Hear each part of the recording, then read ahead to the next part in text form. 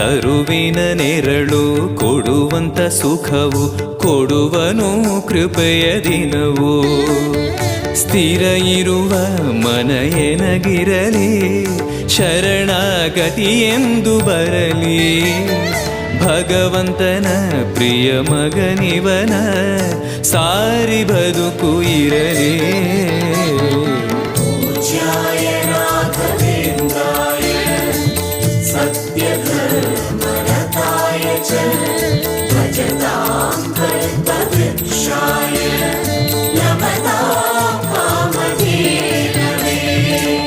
ಆಲಯವೆಂದರೆ ಮಂತ್ರಾಲಯವೇ ಬೇರೆ ನಾ ಅರಿಯಲಾರೆ. ರಾಜನು ಎಂದರೆ ಶ್ರೀ ಗುರುರಾಜನೇ ಮತ್ತು ನಾ ತಿಳಿಯಲಾರೆ. ಆಲಯವೆಂದರೆ